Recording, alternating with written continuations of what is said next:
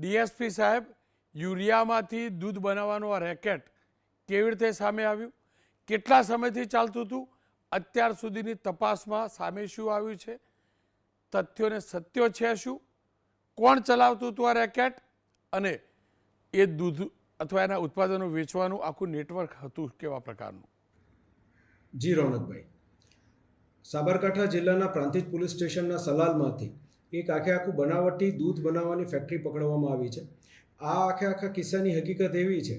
કે આશરે 5 વર્ષથી સત્યમ ડેરી પ્રોડક્ટ્સના નામે આ ફેક્ટરી કાર્યરત હતી અને આશરે 15 દિવસ પહેલાં સાબરકાંઠાની એલસીબીને એવી માહિતી મળેલ હતી કે આ વિસ્તારની અંદર આ પ્રકારનું જે દૂધ બનાવવામાં આવે છે એ બનાવટી હોવાની પૂરેપૂરી સંભાવના છે. તેના આધારે સતત વોચ રાખવામાં આવી અને જે યુરિયા ખાતરની ખરીદી કરવામાં આવતી, કોસ્ટિક સોડા, એ ઉપરાંત પામોલીલ ઓઇલ,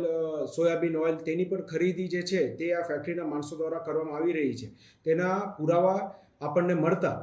પ્રોપર કોર્ડિનેશન એફએસએલ અને ફૂડ એન્ડ ડ્રગ્સ વિભાગ સાથે કરી આ ફેક્ટરીને કોર્ડન ઓફ કરી અને ત્યાં ચેકિંગની કામગીરી હાથ ધરવામાં આવી હતી.